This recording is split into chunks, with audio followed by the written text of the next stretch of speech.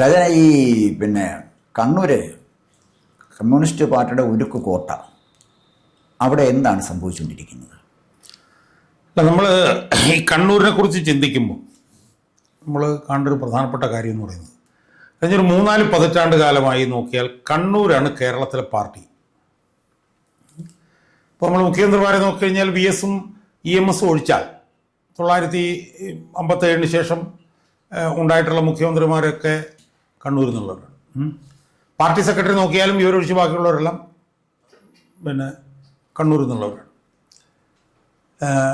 ഇപ്പം നമ്മൾ നോക്കിയാൽ മുഖ്യമന്ത്രി കണ്ണൂരിൽ നിന്ന്, പാർട്ടി സെക്രട്ടറി കണ്ണൂരിൽ നിന്ന്, പോളിറ്റ് ബ്യൂറോ അംഗങ്ങൾ ബേബിയും വിജയരാഘവനും ഒഴിച്ച് പാർട്ടി ഇവിടുന്ന്, പാർട്ടിയുടെ സംസ്ഥാന സെക്രട്ടേറിയറ്റ്, കേന്ദ്ര കമ്മിറ്റി, സംസ്ഥാന സെക്രട്ടേറിയറ്റ് എല്ലാം അടിമുടി, ഇംഗ്ലീഷിൽ നമ്മൾ പറഞ്ഞ lock stock and barrel, Kerala party സമം കണ്ണൂർ പാർട്ടി, കണ്ണൂർ പാർട്ടി സമം കേരള പാർട്ടി, ഇതാണ് നമ്മൾ കണ്ടുകൊണ്ടിരുന്നത്. ഇനി പാർട്ടി സംവിധാനം നമ്മൾ എടുത്താൽ തന്നെ ഏറ്റവും സുശക്തവും സുസംഘടിതവുമായിട്ടുള്ള പാർട്ടി സംവിധാനം ഉള്ള സ്ഥലമാണ് കണ്ണൂർ.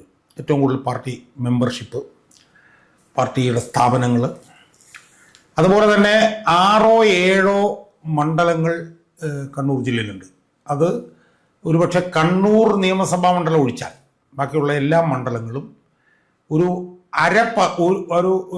50 വർഷക്കാലമായി സംസ്ഥാനത്ത് LDF ജയിച്ചാലും UDF ജയിച്ചു കഴിഞ്ഞാലും വമ്പൻ ഭൂരിപക്ഷത്തിന് CPM ജയിക്കുന്ന മണ്ഡലങ്ങളാണ്. പേരുകൾ ഞാൻ പറയുന്നില്ല. ഇപ്പോൾ കഴിഞ്ഞ തെരഞ്ഞെടുപ്പിൽ തന്നെ നമ്മൾ നോക്കിക്കഴിഞ്ഞാൽ മട്ടന്നൂർ 60,000 വോട്ടിൻ്റെ ഭൂരിപക്ഷം, ധർമ്മടത്ത് 50,000 വോട്ടിൻ്റെ ഭൂരിപക്ഷം, പയ്യന്നൂർ 42,000 വോട്ടിൻ്റെ ഭൂരിപക്ഷം. അപ്പോൾ അങ്ങനത്തെ ഒരു സുശക്തമായിട്ടുള്ള പാർട്ടിയുള്ള ജില്ല. ആ പാർട്ടിയിൽ നിന്ന് യഥാർത്ഥത്തിൽ നമ്മൾ ഒരു 2-3 പതിറ്റാണ്ട് എടുത്ത് നോക്കിയാൽ ഒരു പാർട്ടി മെമ്പർ പോലും പുറത്ത് വന്നിട്ട് പാർട്ടി ഇങ്ങനെ പണക്കാരുടെ പാർട്ടിയായി മാറിയിരിക്കുന്നു, പാർട്ടി കംപ്ലീറ്റ് ജീർണിക്കുന്നു എന്നും പറഞ്ഞിട്ട് ഒരു പാർട്ടി മെമ്പറുടെ പോലും പ്രതികരണം എൻ്റെ ഓർമ്മയിലില്ല. അപ്പം അതുപോലത്തെ സുശക്തമായ സുസംഘടിതമായിട്ടുള്ള കണ്ണൂർ പാർട്ടിയിൽ കഴിഞ്ഞ 2-3 മാസമായിട്ട് നടക്കുന്നത് എന്താ? ആദ്യം നമ്മൾ V. കുഞ്ഞികൃഷ്ണൻ്റെ കാര്യം എടുക്കുക. V. കുഞ്ഞികൃഷ്ണൻ പയ്യന്നൂരിൽ വെള്ളൂർ എന്ന് പറഞ്ഞൊരു ലോക്കൽ കമ്മിറ്റി പ്രദേശത്ത് നിന്ന് വരുന്ന ആളാണ് V. കുഞ്ഞികൃഷ്ണൻ. ആ ലോക്കൽ കമ്മിറ്റിയിൽ മാത്രം 3000 അംഗങ്ങളുണ്ട്. ഒരു ലോക്കൽ കമ്മിറ്റിയിൽ മാത്രം, മനസ്സിലായി? അപ്പോൾ കുഞ്ഞികൃഷ്ണൻ വന്നിട്ട് കുഞ്ഞികൃഷ്ണൻ ഒരു പാർട്ടി അഴിമതിയുമായി ബന്ധപ്പെട്ടിട്ടുള്ള ഒരു വിഷയം എടുക്കുന്നു. ആ വിഷയത്തിൽ പാർട്ടി ആകപ്പാടെ പ്രതിരോധത്തിലായി പോകുന്നു കുഞ്ഞികൃഷ്ണൻ്റെ മുന്നിൽ. അത് നമ്മൾ കണ്ടു. അതിൻ്റെ വിശദാംശങ്ങളിലേക്ക് പോകുന്നു. അല്ല, അതിൻ്റെ വിശദാംശങ്ങളിൽ പോകേണ്ട ഒരു ആവശ്യമാണ്. കാരണം വെച്ചാൽ കുഞ്ഞികൃഷ്ണൻ ഒരു പുസ്തകം എഴുതി. ആ പുസ്തകം എഴുതിയത് അണികൾ പാർട്ടിയെ തിരുത്തണം എന്നാണ്. ആ പുസ്തകം ഇറങ്ങിയ ദിവസം തന്നെ 5000 വിറ്റു. അപ്പോൾ കുഞ്ഞികൃഷ്ണൻ്റെ പ്രതിരോധം വ്യത്യസ്തമായ ഒന്നാണെന്നാണ് എനിക്ക് തോന്നുന്നത്. കാരണം കുഞ്ഞികൃഷ്ണൻ പാർട്ടിയെ വെല്ലുവിളിക്കുന്നു എന്ന് മാത്രമല്ല, അതിനെ അക്കാദമിക്കായിട്ടാണ് ചലഞ്ച് ചെയ്യുന്നത്. അതൊരു നിസ്സാര കാര്യമല്ലത്. അപ്പോൾ കുഞ്ഞികൃഷ്ണൻ്റെ ഈ പുസ്തകത്തിൽ അദ്ദേഹം ഉന്നയിക്കുന്ന ചില വസ്തുതകളുണ്ട്. അതിൽ പ്രധാനമായിട്ട് ഈ രക്തസാക്ഷി ഫണ്ടുമായിട്ട് ബന്ധപ്പെട്ട കണക്കുകൾ കൊടുക്കില്ല എന്ന് പറഞ്ഞതാണ്. അപ്പോൾ കുഞ്ഞികൃഷ്ണന് എന്ത് സ്വാധീനം കണ്ണൂർ രാഷ്ട്രീയത്തിൽ ചെലുത്താൻ കഴിയും എന്നുള്ളതാണ് എൻ്റെ ചോദ്യം. അതായത് ഈ കുഞ്ഞികൃഷ്ണന് ചെലുത്താൻ കഴിയുന്ന സ്വാധീനത്തെക്കുറിച്ച് നമ്മൾ ചിന്തിക്കുമ്പോൾ, ഈ കഴിഞ്ഞ പഞ്ചായത്ത് തെരഞ്ഞെടുപ്പിൽ പയ്യന്നൂർ മുനിസിപ്പാലിറ്റിയിലെ 36-ാം വാർഡിൽ വിവേക് എന്ന് മറ്റാണെന്നോ പയ്യൻ്റെ പേര് മത്സരിച്ചു, വിമതൻ. അപ്പോൾ CPM-കാർ പറഞ്ഞ് വെറുതെ ബുദ്ധിമുട്ടില്ല, 50 വോട്ട് കൂടുതൽ വിമതന് കിട്ടില്ല. ആ വാർഡിൽ 1000 വോട്ടുണ്ടായിരുന്നു. അവിടെ 1700 വോട്ട് മേടിച്ചാണ് വിമതൻ അവിടെ ജയിച്ചത്. CPM വിമതൻ എന്ന് വെച്ചാൽ കുഞ്ഞികൃഷ്ണൻ്റെ ആള്. അവിടെ പതിറ്റാണ്ടുകളായിട്ട് മത്സരിച്ചിരുന്ന CPM 3-ാം സ്ഥാനത്തേക്ക് പോയി. 142 വോട്ടിലേക്ക് CPM പോയി. 2-ാം സ്ഥാനത്തേക്ക് UDF പോലും കയറി വന്നു, മനസ്സിലായി? അപ്പം ഇതിൻ്റെ ഒരു പ്രത്യാഘാതം എന്താണെന്നുള്ളതിൻ്റെ ഏറ്റവും വലിയൊരു ബാരോമീറ്ററാണ് ആ തെരഞ്ഞെടുപ്പിൽ ആ വിമതനുണ്ടായിട്ടുള്ള വിജയം, മനസ്സിലായില്ലേ? പിന്നെ കുഞ്ഞികൃഷ്ണൻ ഉയർത്തിയ വിഷയത്തിന് ഇപ്പോൾ ഗോപകുമാർ പറഞ്ഞ പോലെ ഒരു വ്യത്യസ്തതയുണ്ട്. കാരണം അതൊരു ആരോപണം, അങ്ങനെയുള്ള സാധനമല്ല. അത് ഈ രക്തസാക്ഷിക്ക് വേണ്ടി എത്ര ഫണ്ട് പിരിച്ചു, ആ ഫണ്ടിൽ എങ്ങനെയൊക്കെ തിരിമറി നടത്തി എന്നുള്ളത് സംബന്ധിച്ച് ആദ്യാവസാനം അതിൻ്റെ കണക്കുകൾ നിരത്തിക്കൊണ്ടുള്ള ഒരു പോരാട്ടമാണ് കുഞ്ഞികൃഷ്ണൻ നടത്തിയത്. പിന്നെ കുഞ്ഞികൃഷ്ണൻ്റെ സമരത്തിൻ്റെ ഒരു ലോജിക്ക് നമ്മൾ നോക്കിയാൽ, കുഞ്ഞികൃഷ്ണൻ ആദ്യകാലങ്ങളിലെല്ലാം പാർട്ടിക്ക് അകത്ത് നിന്ന് ഈ വിഷയവുമായി ബന്ധപ്പെട്ട് സമരം നടത്താൻ നോക്കി, നടന്നില്ല. അങ്ങനെ നടക്കാതെ വരുമ്പോഴാണ് കുഞ്ഞികൃഷ്ണൻ പുറത്തേക്ക് വരുന്നത്. കുഞ്ഞികൃഷ്ണൻ്റെ പുസ്തകം എന്ന് പറയുന്നത് എന്താ, അണികൾ നേതൃത്വത്തെ തിരുത്തണം എന്നും പറഞ്ഞ് കുഞ്ഞികൃഷ്ണൻ അത് മുഴുവൻ രേഖപ്പെടുത്തി വെച്ച് ഒരു പുസ്തകമാക്കി പ്രസിദ്ധീകരിച്ച് ആ പുസ്തകം പ്രകാശനം ചെയ്തുകൊണ്ടുള്ളൊരു പോരാട്ടമായിരുന്നു നടത്തുന്നത്. കാരണം ആ പുസ്തകത്തിനകത്ത് ബ്ലാക്ക് ആൻഡ് വൈറ്റ് ആയിട്ട് കാര്യങ്ങൾ മുഴുവൻ പറഞ്ഞിട്ടുണ്ട്. സ്വാഭാവികമായും പുസ്തകത്തിൽ അത് രേഖപ്പെടുത്തിയിട്ടുണ്ടെന്ന് പറയുമ്പോൾ ആ രേഖപ്പെടുത്തിയിട്ടുള്ള പിന്നെ വിഷയങ്ങൾക്കും കണക്കുകൾക്കും യുക്തിഭദ്രമായി വസ്തുനിഷ്ഠമായി കാര്യകാരണ സഹിതം CPM മറുപടി പറയേണ്ട ഒരു നിലയിലേക്ക് വന്നു. അങ്ങനെ വന്നപ്പോഴത്തേക്കും CPMന് നിൽക്കാൻ പറ്റാത്തൊരു അവസ്ഥ വന്നു. കാരണം വെച്ചാൽ CPM അതിനകത്ത് കള്ളത്തരം കാണിച്ചിരുന്നു. അപ്പം അതിൽ അവർ നേതൃത്വം ശരിക്കും വിവസ്ത്രരായിപ്പോയി. എന്നിട്ട് കുഞ്ഞികൃഷ്ണൻ എന്ത് ചെയ്തു, ആ പുസ്തകം പ്രകാശനം ചെയ്തു. ആ പ്രകാശനത്തിൻ്റെ സമയത്ത് തന്നെ 2000 കോപ്പിയാണ് അടിച്ചത്. ആ പ്രകാശനത്തിൻ്റെ സമയത്ത് തന്നെ അത് വിറ്റുപോയി. മനസ്സിലായില്ലേ? അപ്പം കുഞ്ഞികൃഷ്ണൻ ആ നിലയിൽ പാർട്ടിയെ പ്രതിരോധത്തിലാക്കി. കുഞ്ഞികൃഷ്ണൻ്റെ ശക്തി എന്ന് പറഞ്ഞു കഴിഞ്ഞാൽ പയ്യന്നൂർ മണ്ഡലത്തിൻ്റെ പൊതു സ്വഭാവം എന്താ, 965 മുതൽ CPM ജയിക്കുന്ന മണ്ഡലമാണ് പയ്യന്നൂർ. അവിടെ 970 മുതൽ 2021 വരെ തന്നെ 1 ഡസൻ തവണ CPM ജയിച്ചിട്ടുണ്ട്. 2021 തെരഞ്ഞെടുപ്പിൽ അവിടെ 93,000 വോട്ടാണ് CPMന് കിട്ടിയത്, 42,000 വോട്ടിൻ്റെ ഭൂരിപക്ഷം. ആ മണ്ഡലത്തിൽ വലിയ പിന്തുണ പാർട്ടി അണികളിൽ നിന്ന് കുഞ്ഞികൃഷ്ണൻ ഉണ്ട് എന്നുള്ളതാണ് കുഞ്ഞികൃഷ്ണൻ്റെ ഏറ്റവും വലിയ ഊർജം. 2, കുഞ്ഞികൃഷ്ണൻ നടത്തിയ സമര രീതി പാർട്ടി ആകെപ്പാടെ തകർത്തുള്ളത്. എന്ന് മാത്രമല്ല, കുഞ്ഞികൃഷ്ണൻ വളരെ നേരത്തെ തന്നെ പറഞ്ഞു, TI മധുസൂദൻ സ്ഥാനാർത്ഥിയായാൽ അയാൾക്കെതിരെ തെരഞ്ഞെടുപ്പ് രംഗത്ത് വരും. അതാണിപ്പം സംഭവിച്ചിരിക്കുന്നത്. CPM ഇത്രയും വലിയ പ്രതിരോധത്തിലായിട്ട് പോലും CPMന് ഈ അഴിമതിയുടെ പ്രഭവ കേന്ദ്രമായി നിൽക്കുന്ന TI മധുസൂദനെ സ്ഥാനാർത്ഥിത്വത്തിൽ നിന്ന് മാറ്റി നിർത്താൻ കഴിയുന്നില്ല. എന്താണ് മാറ്റി നിർത്താൻ കഴിയാതെ പോകുന്നത്? അസ്വാഭാവികമാണ്. അയാളുടെ ഒപ്പമാണ് പാർട്ടി, അയാളുടെ വാദങ്ങളാണ് പാർട്ടി അംഗീകരിക്കുന്നത്, അയാളുടെ പണം വീതിച്ചെടുത്തിട്ടുള്ള പല ആളുകളും ഈ പാർട്ടിക്കകത്തുണ്ട്. അപ്പം കുഞ്ഞികൃഷ്ണൻ ഉയർത്തുന്ന വിഷയം യഥാർത്ഥത്തിൽ പയ്യന്നൂർ മാത്രമായി ഒതുങ്ങി നിൽക്കുന്ന ഒരു വിഷയമല്ല. കണ്ണൂരിലത്തെ പാർട്ടി അണികളെ മൊത്തത്തിൽ തന്നെ ബാധിച്ചിട്ടുള്ള ഒരു വിഷയമായിട്ട് ഈ വിഷയം മാറി എന്നുള്ളതാണ് പയ്യന്നൂരിൽ നിന്ന് ഈ വിഷയം ഉയർത്തുന്ന കുഞ്ഞികൃഷ്ണനുള്ള ഊർജം എന്ന് പറയുന്നത്.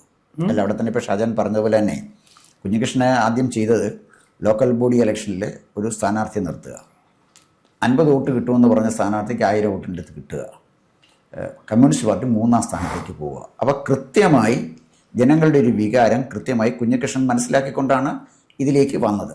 അപ്പോൾ എൻ്റെ ഒരു അഭിപ്രായത്തിൽ കൃത്യമായി കമ്മ്യൂണിസ്റ്റ് പാർട്ടിയെ എതിർക്കണമെങ്കിൽ ആശയപരമായി അണികളെ സജ്ജരാക്കേണ്ട അത്യാവശ്യമായി എന്ന് കുഞ്ഞികൃഷ്ണന് തോന്നിയതുകൊണ്ട് കുഞ്ഞികൃഷ്ണൻ്റെ പുസ്തകം എഴുതി. അവിടെയാണ് അണികൾ പാർട്ടിയെ തിരുത്തണമെന്ന് വന്നത്. അപ്പോൾ അണികളെ പാർട്ടി എങ്ങനെയാണ് തിരുത്തേണ്ടത്? ആ അണികൾ പാർട്ടിയെ തിരുത്താൻ ഒരു അവസരമാണ് ഈ തെരഞ്ഞെടുപ്പിലൂടെ കുഞ്ഞികൃഷ്ണൻ കൊടുക്കുന്നത്. അപ്പോൾ കുഞ്ഞികൃഷ്ണനെ ഈ അവിടെ ഉണ്ടാക്കിയ, അല്ലെങ്കിൽ പയ്യന്നൂർ എന്ന് പറഞ്ഞൊരു ചെറിയ പ്രദേശമായിട്ട് നമ്മൾ എടുത്താൽ മതി, പക്ഷെ കുഞ്ഞികൃഷ്ണൻ ഉണ്ടാക്കിയ ഒരു ഇമ്പാക്റ്റ്, അതായത് രക്തസാക്ഷി ഫണ്ടുമായി ബന്ധപ്പെട്ട കാര്യം, കളങ്കിതരായ MLA മാർ, കളങ്കിതരായ കമ്മ്യൂണിസ്റ്റ് പാർട്ടി നേതാക്കന്മാർ, അവർക്കെതിരെ കുഞ്ഞികൃഷ്ണൻ നടത്തിക്കൊണ്ടിരിക്കുന്ന ഈ ഫൈറ്റ് കണ്ണൂർ രാഷ്ട്രീയത്തിൽ, കേരള രാഷ്ട്രീയത്തിൽ എന്ത് പ്രത്യാഘാതം ഉണ്ടാക്കുന്നതാണ് താങ്കൾ? ഇത് നമ്മുടെ കുഞ്ഞികൃഷ്ണന്റെ വിഷയം മാത്രം നമ്മൾ അവിടെ ചർച്ച ചെയ്താൽ പോരാ. അല്ല, ഇപ്പൊ കുഞ്ഞികൃഷ്ണൻ ചർച്ച ചെയ്തതിനു ശേഷം അതെടുക്കുകയായിരിക്കും. ഈ കുഞ്ഞികൃഷ്ണൻ ഉയർത്തിവിട്ട വികാരം മാത്രമല്ല കണ്ണൂരിലും കേരളത്തിലും ഇമ്പാക്റ്റ് ഉണ്ടാക്കാൻ പോകുന്നത്. കണ്ണൂരിലും കേരളത്തിലും ഇമ്പാക്റ്റ് ഉണ്ടാക്കാൻ പോകുന്നത് കണ്ണൂർ CPM രാഷ്ട്രീയത്തിൽ മൊത്തത്തിൽ ഉണ്ടായിക്കൊണ്ടിരിക്കുന്ന വിഷയമാണ്. അതിലൊന്ന് മാത്രമാണ് കുഞ്ഞികൃഷ്ണന്റെ വിഷയം. അല്ല, കുഞ്ഞികൃഷ്ണന്റെ ഞാൻ പ്രത്യേകത പറഞ്ഞത് മറ്റ് ആളുകളിലേക്ക് വരുന്നതിന് മുമ്പ് കുഞ്ഞികൃഷ്ണൻ സ്വീകരിച്ചൊരു സമീപനമാണ്, ആ ഒരു സ്ട്രാറ്റജി. കുഞ്ഞികൃഷ്ണൻ ആ ഒരു പ്രാദേശികമായ അഴിമതിയുടെ വിഷയം എടുത്ത് പറഞ്ഞുകൊണ്ട് കമ്മ്യൂണിസ്റ്റ് പാർട്ടിക്കെതിരെ ഫൈറ്റ് ചെയ്തത് ഒരു സന്ദേശം കൂടാണ് കൊടുക്കുന്നത്. ഇതുപോലുള്ള സമാന സ്വഭാവമുള്ള മറ്റ് പല സ്ഥലങ്ങളിലും കാണും. അതുകൊണ്ട് അത് കരുതി കൂട്ടി കുഞ്ഞികൃഷ്ണൻ്റെ ആ ഡിസൈൻ, ഒരു മാസ്റ്റർ ഡിസൈൻ കുഞ്ഞികൃഷ്ണൻ ഇതിൻ്റെ പിന്നിലുണ്ട് എന്ന് തോന്നുന്നു. അതുകൊണ്ടാണ് ഞാനത് ചോദിക്കുന്നത്, കുഞ്ഞികൃഷ്ണൻ എന്താണ് ലക്ഷ്യമാക്കുന്നത്? അല്ല, കുഞ്ഞികൃഷ്ണൻ എന്ന് പറയുന്ന കമ്മ്യൂണിസ്റ്റുകാരൻ, അയാൾ ഒരു സെൽഫ്ലെസ് ആയിട്ടുള്ള ഒരു മാർക്സിസ്റ്റ് പാർട്ടിക്ക് വേണ്ടി ജീവിതം ഒഴിഞ്ഞു വെച്ച് 50-60 വർഷം ഈ പാർട്ടിക്കകത്ത് പ്രവർത്തിച്ച ഒരു സാധാരണ നേതാവാണ് അയാൾ. അയാളെന്തോ സഹകരണ മേഖലയിലെ മറ്റാണ് ജോലി ചെയ്തിരുന്നത്. റിട്ടയർ ചെയ്ത് കഴിഞ്ഞിട്ട് പാർട്ടിയിൽ വന്നു. അപ്പം ആ മേഖലയിലൊക്കെ പ്രവർത്തിക്കുന്ന സമയത്ത് തന്നെ അവിടുത്തെ ഓഡിറ്റിങ്, അക്കൗണ്ടിങ് അതുപോലുള്ള സാധനങ്ങളൊക്കെ ആയിട്ട് ബന്ധപ്പെട്ടാണ് പ്രവർത്തിച്ചത്. അങ്ങനെ അദ്ദേഹം പയ്യന്നൂർ ഏരിയ സെക്രട്ടറി ആവുന്നു. ഏരിയ സെക്രട്ടറി ആകുന്ന സമയത്ത് ഈ ഫണ്ട് തട്ടിപ്പുമായി ഈ ഫണ്ടുമായി ബന്ധപ്പെട്ടുള്ള വിഷയങ്ങൾ അയാൾ പരിശോധിക്കാൻ ഇടവരുന്നു. അയാളത് വസ്തുനിഷ്ഠമായിട്ട് പരിശോധിക്കുന്നു. ആദ്യ അവസാനം പരിശോധിച്ച് കഴിഞ്ഞപ്പോഴത്തേക്ക് അതിനകത്ത് പ്രശ്നങ്ങളുണ്ട് എന്ന് അയാൾക്ക് ബോധ്യപ്പെടും. ആ ബോധ്യപ്പെട്ട് കഴിയുമ്പോൾ അയാളത് പാർട്ടി നടപടിക്രമം അനുസരിച്ച് പാർട്ടിയിലെ മേൽ ഉള്ള നേതാക്കന്മാരുടെ ശ്രദ്ധയിൽപ്പെടുത്തുന്നു. അതുമായി ബന്ധപ്പെട്ട് അയാൾ ഒരു 4-5 വർഷക്കാലം പാർട്ടിക്കകത്ത് നീണ്ടുന്ന സമരം നടത്തുന്നു. ആ സമരത്തിൻ്റെ അവസാനം എന്ന് പറയുന്നത് പയ്യന്നൂർ ഏരിയ സെക്രട്ടറി സ്ഥാനത്ത് നിന്ന് അയാളെ നീക്കുന്നതാണ്. ടി എ മസൂദിനെതിരെയും എന്തോ ഒരു നടപടി വന്നു. പക്ഷേ ടി എ മസൂദും തിരിച്ച് ഇതിനകത്തേക്ക് വന്നു. പക്ഷേ ആ സമരം അവിടെ കൊണ്ട് അവസാനിപ്പിക്കാൻ അയാൾ തീരുമാനിച്ചില്ല. ആ സമരം മുന്നോട്ട് കൊണ്ടുപോകുന്നതിൻ്റെ ഭാഗമായിട്ടാണ് അയാൾ പുസ്തകം എഴുതുന്നത്. ആ പുസ്തകത്തിൽ അയാൾ ഞാൻ നേരത്തെ സൂചിപ്പിച്ചതുപോലെ കാര്യകാരണ സഹിതം ഇതാണ് ഇതിൻ്റെ യഥാർത്ഥ കണക്ക്, ഇതാണ് പാർട്ടി പറയുന്ന കണക്ക്, ഇത് തമ്മിലുള്ള അന്തരം ഇതാണ് എന്ന് പറഞ്ഞുകൊണ്ട് അയാൾ അതിനകത്ത് രേഖപ്പെടുത്തി. പക്ഷേ അയാളുടെ സമരത്തിൻ്റെ ഒരു പ്രത്യേകത എന്താണെന്ന് ചോദിച്ചു കഴിഞ്ഞാൽ, അയാൾ ഈ വിഷയം അയാളുടെ മുമ്പിൽ വന്നു കഴിഞ്ഞപ്പം അയാൾ അതിനുവേണ്ടി നടത്തിയിട്ടുള്ള ചില അന്വേഷണങ്ങളുണ്ട്. മനസ്സിലായോ? അയാൾ വളരെ സുസംഘടിതമായിട്ടുള്ള അന്വേഷണം അയാൾ നടത്തി. അയാൾ അതിൻ്റെ പ്രസിൽ ചെന്നു, അതിൻ്റെ ഫേക്കായിട്ടുള്ള റെസിപ്റ്റുകൾ സംഘടിപ്പിച്ചു. ആ നിലയിൽ സാധാരണഗതിയിൽ കണ്ണൂരിലെ ഒരു പാർട്ടി നേതാവ് ഇതുപോലൊരു അഴിമതി വിഷയത്തെ കൈകാര്യം ചെയ്യുന്നതിനേക്കാൾ വളരെ വസ്തുനിഷ്ഠമായും വളരെ ശക്തമായ ആർജവത്തോടുകൂടിയും അയാൾ അതിൻ്റെ പുറകെ പോയി അതിൻ്റെ കാര്യങ്ങൾ കണ്ടുപിടിച്ച് കഴിഞ്ഞ് പാർട്ടിക്കകത്തത് ഇത് ഒരു ചലനം ഉണ്ടാക്കുന്നില്ല എന്ന് വന്നപ്പോഴാണ് അയാൾ പുസ്തകം എഴുതാൻ തീരുമാനിക്കുന്നത്. ആ പുസ്തകം അയാൾ എഴുതുന്നു.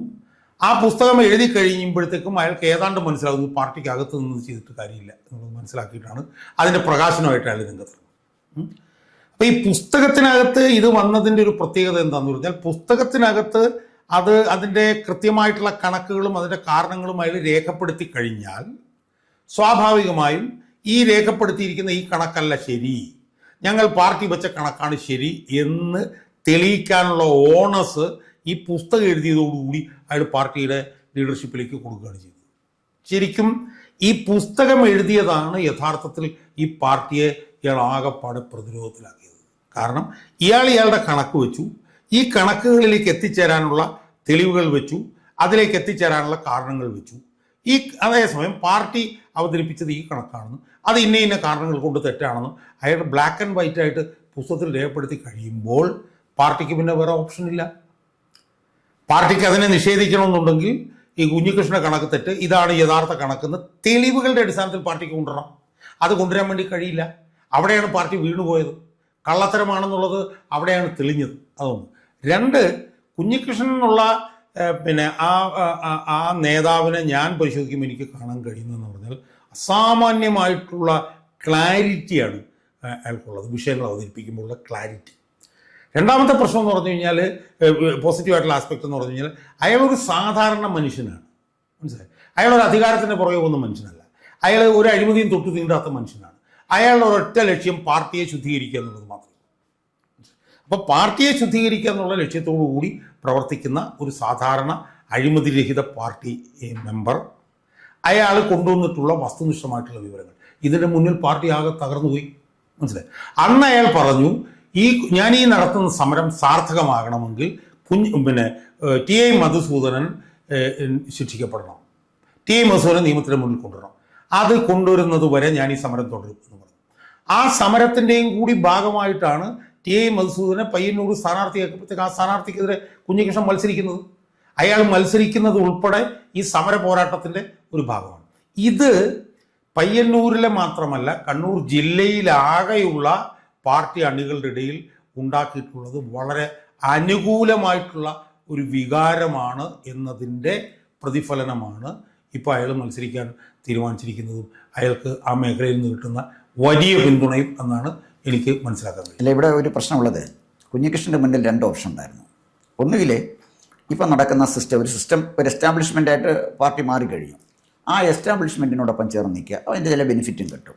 അപ്പം അവിടെ നിലനിൽക്കുന്ന സംവിധാനവുമായി ചേർന്ന് നിന്നാൽ കുഞ്ഞികൃഷ്ണന് ബെനിഫിറ്റാണ് ഉണ്ടാകുന്നത്. അതിനെ എതിർത്താൽ കുഞ്ഞികൃഷ്ണൻ നഷ്ടമാണ് ഉണ്ടാകുന്നത്. അതാണ് പ്രശ്നം. അപ്പോൾ അവിടെ കുഞ്ഞികൃഷ്ണന് ഇതിനെ എതിർക്കാൻ തീരുമാനിക്കുക എന്ന് പറഞ്ഞാൽ കമ്മ്യൂണിസ്റ്റ് പാർട്ടി എതിർക്കാൻ തീരുമാനിച്ചാൽ പത്മവ്യൂഹത്തിൽ കയറിയ അഭിമന്യുവിൻ്റെ സ്ഥിതിയായിരിക്കും എത്ര മിടുക്കനായത്. എന്തായാലും ശരി, ആ റിസ്ക് ഏറ്റെടുത്ത് കുഞ്ഞികൃഷ്ണന് പാർട്ടിയുമായിട്ട് ഫൈറ്റ് ചെയ്യാൻ തീരുമാനിച്ചു. പക്ഷെ കുഞ്ഞികൃഷ്ണനെ പോലെ തന്നെ പാർട്ടിയെ സ്നേഹിക്കുന്ന ആളുകൾ കുഞ്ഞികൃഷ്ണനോടൊപ്പം നിൽക്കും എന്നാണ് അദ്ദേഹം പ്രതീക്ഷിക്കുന്നത്. അതുകൊണ്ടാണ് അദ്ദേഹം ഒരു പുസ്തകം എഴുതിയത്. അപ്പോൾ കണ്ണൂർ മറ്റ് ഫൈറ്റിനെ കുറിച്ച് നമുക്ക് പ്രത്യേകം ചർച്ച ചെയ്യേണ്ടതാണ്. അപ്പോൾ കുഞ്ഞികൃഷ്ണൻ്റെ ഫൈറ്റിനെ ഞാൻ യുണീക്കായിട്ട് എടുക്കാനുള്ളൊരു കാരണം, നമ്പർ 1, അദ്ദേഹം എഴുതിയ പുസ്തകം, അത് ഉയർത്തിയിരിക്കുന്ന തലവേദന. ഒരാളൊരു പുസ്തകം എഴുതാൻ പറഞ്ഞാൽ കഠിനാധ്വാനം ഉണ്ടെങ്കിലേ പുസ്തകം എഴുതാനൊക്കെ നമുക്കറിയാവുന്നൊരു കാര്യമാണ്. പ്രത്യേകിച്ച് കമ്മ്യൂണിസ്റ്റ് പാർട്ടിയെ പ്രതിക്കൂട്ടി നിർത്തിക്കൊണ്ട് കണക്കുകൾ സഹിതം ഒരു പുസ്തകം എഴുതുക. അതിനെ പ്രതിരോധിക്കാൻ മറ്റൊരു പുസ്തകത്തിലൂടെയേ പറ്റുള്ളൂ, പ്രസംഗത്തിലൂടെ പറ്റുകയില്ല. ആരെയും ഭാർഗവൻ ചതിയൻ എന്നൊക്കെ നമുക്ക് ഉപരിപ്ലവമായി പറയാം എന്നുള്ളതല്ലാതെ കുഞ്ഞികൃഷ്ണൻ കൊണ്ടുവന്ന ആരോപണത്തെ പ്രതിരോധിക്കാൻ കമ്മ്യൂണിസ്റ്റ് പാർട്ടിയെ സംബന്ധിച്ചിടത്തോളം കുഞ്ഞികൃഷ്ണൻ എഴുതിയ പുസ്തകത്തിന് മറുപടിയായി ലേഖനമോ പുസ്തകമോ വന്നെങ്കിലേ പറ്റുള്ളൂ. ഒരു പ്രസംഗം കൊണ്ട് തീരുന്ന ഒരു കാര്യമല്ലാതെ. അപ്പോൾ കുഞ്ഞികൃഷ്ണൻ്റെ ഈ നിലപാട്, കുഞ്ഞികൃഷ്ണൻ സ്വീകരിച്ച ഈ തന്ത്രം, അല്ലെങ്കിൽ കമ്മ്യൂണിസ്റ്റ് പാർട്ടി പറയുന്ന പോലെ അടവ്, എന്തായാലും ശരി, ആ കുഞ്ഞികൃഷ്ണൻ്റെ അടവ് നയം മറ്റ് മേഖലകളിലേക്ക് കമ്മ്യൂണിസ്റ്റുകാർ സ്വീകരിക്കാൻ തയ്യാറായാൽ വലിയൊരു ഇമ്പാക്റ്റ് ഉണ്ടാകും. എന്തായാലും ശരി, കുഞ്ഞികൃഷ്ണൻ്റെ കാര്യങ്ങൾ നമുക്ക് കൂടുതലായിട്ട് പിന്നീട് ചർച്ച ചെയ്യാം. ഞാൻ കുഞ്ഞികൃഷ്ണനെ മാത്രം എടുത്താണ് ചർച്ച ചെയ്യുന്നത്. കുഞ്ഞികൃഷ്ണൻ്റെ ഒരു ഇമ്പാക്റ്റ് ഏതെല്ലാം തലത്തിൽ കേരളത്തിൽ ഉണ്ടാക്കും എന്നാണ് താങ്കൾ കരുതുന്നത്? അല്ല, ഞാൻ പറയുന്നത് ഇത് ഈ കുഞ്ഞികൃഷ്ണൻ്റെ ഇമ്പാക്റ്റ് കണ്ണൂരിലെ പാർട്ടിക്കകത്ത് ഉണ്ടാക്കിയിരിക്കുന്ന ഒരു പ്രത്യാഘാതമുണ്ട്. അതെന്ന് പറയുന്നത് നമ്മൾ നേരത്തെ പറഞ്ഞ പോലെ ഏറ്റവും സുസംഘടിതമായിട്ടുള്ളൊരു പാർട്ടിയാണ് കണ്ണൂരിലെ പാർട്ടി. കണ്ണൂരിലെ പാർട്ടി തകർച്ചയിലേക്ക് പോവുകയാണോ എന്നുള്ളൊരു തോന്നൽ ഈ കുഞ്ഞികൃഷ്ണൻ ഉയർത്തിയ വിഷയത്തെ തുടർന്ന് മറ്റ് ജില്ലകളുടെ പാർട്ടി അണികളുടെ ഇടയിൽ ഉണ്ടായിട്ടുണ്ട്. കാരണം ഇത് ബേസിക്കലി ഇതൊരു ഒരു ഒരു ഒരു ഒരു മൊറാലിൻ്റെയൊക്കെ പ്രശ്നമാണല്ലോ, പ്രത്യേകിച്ച് തെരഞ്ഞെടുപ്പ് വരുമ്പോൾ. ഇപ്പോൾ നമ്മൾ നോക്കിയ തെരഞ്ഞെടുപ്പിലേക്ക് ഇനിയിപ്പോൾ 22 ദിവസവും. അപ്പോൾ ആ തെരഞ്ഞെടുപ്പിൻ്റെ പടിവാതിൽക്കൽ എത്തി നിൽക്കുമ്പോഴാണ് കേരളത്തിലെ ഏറ്റവും സുശക്തമായിട്ടും സുസജ്ജമായിട്ടുള്ള പാർട്ടി സംവിധാനമുള്ള കണ്ണൂർ ജില്ലയിൽ CPM-കാർക്ക് ഏറ്റവും കൂടുതൽ വൈകാരികമായി അവർ കാണുന്ന രക്തസാക്ഷി ഫണ്ട് തട്ടിപ്പുമായി ബന്ധപ്പെട്ടൊരു വിഷയം ഉയർന്നു വരികയും ആ ഉയർന്നു വന്ന വിഷയത്തിൽ ഇത് ഉയർത്തിയ കുഞ്ഞികൃഷ്ണൻ്റെ നിലപാടാണ് ശരി എന്നുള്ളൊരു തോന്നൽ കണ്ണൂരിലെ പാർട്ടി അണികളുടെ ഇടയിലല്ല, കേരളത്തിലെ മൊത്തത്തിലെ പാർട്ടി അണികളുടെ ഇടയിലും കേരളത്തിലെ പൊതുമണ്ഡലത്തിനിടയിലും ഉണ്ടായിരിക്കുന്നത്. അപ്പോൾ സ്വാഭാവികമായും കുഞ്ഞികൃഷ്ണൻ്റെ ഈ വിഷയം കണ്ണൂരിൽ പാർട്ടി അണികളുടെ ഇടയിൽ വലിയ പ്രത്യാഘാതം ഉണ്ടാക്കും. എന്നും മാത്രമല്ല, ഇത് ഇന്നത്തെ ഈ സോഷ്യൽ മീഡിയയുടെ ഒക്കെ കാലഘട്ടത്തിൽ ഇപ്പോൾ കുഞ്ഞികൃഷ്ണൻ എന്താണ് പറയുന്നത് എന്നുള്ളത് നമ്മളെല്ലാ ദിവസവും കേട്ടുകൊണ്ടിരിക്കുകയാണ്. ഇന്നലെയും നമ്മൾ കേട്ടു. കുഞ്ഞികൃഷ്ണൻ്റെ പുസ്തകത്തിൽ എഴുതിയത് എന്താണെന്നുള്ളതും നമ്മൾ തിരുവനന്തപുരത്തിരിക്കുന്നത് നമ്മൾ നിരന്തരം കേട്ടുകൊണ്ടിരിക്കുകയാണ്. അപ്പോൾ സ്വാഭാവികമായും കുഞ്ഞികൃഷ്ണൻ ദൃശ്യമാധ്യമങ്ങളിലൂടെയും സാമൂഹ്യ മാധ്യമങ്ങളിലൂടെയൊക്കെ നടത്തിക്കൊണ്ടിരിക്കുന്ന പ്രചരണം, അതിൻ്റെ ഇമ്പാക്റ്റ് കണ്ണൂർ ജില്ലയിലോ അല്ലെ പയ്യന്നൂർ മാത്രമായിട്ടല്ല ഒതുങ്ങി നിൽക്കുന്നത്, കേരളത്തിലൊട്ടാകെ ഉള്ള പാർട്ടി അണികളും പാർട്ടി അഭ്യുദയകാംക്ഷികളും ജനങ്ങളിലേക്ക് എത്തിച്ചുകൊണ്ടിരിക്കുകയാണ്. ഇത് ഇങ്ങനെ കുഞ്ഞികൃഷ്ണൻ ചെയ്യുന്ന ഈ കാര്യം തെരഞ്ഞെടുപ്പിൻ്റെ പടിവാതിൽക്കൽ ചെയ്യുന്നത് CPM-ന് കേരളത്തിൽ മൊത്തത്തിൽ തന്നെ നോക്കിയാൽ വലിയ തോതിലുള്ള പ്രതിസന്ധി അടുത്ത ഇലക്ഷനിൽ ഉണ്ടാക്കും എന്നുള്ള കാര്യത്തിൽ ഒരു തർക്കവുമില്ല. കൂടുതൽ വാർത്തകളും വിശേഷങ്ങളും നേരിട്ട് ലഭിക്കാൻ ജനങ്ങളിൽ നിന്ന് ജനങ്ങളിലേക്ക് ജനഭൂമി ന്യൂസ് സബ്സ്ക്രൈബ് ചെയ്യൂ. ബെൽ ബട്ടൺ അമർത്താനും മറക്കരുത്.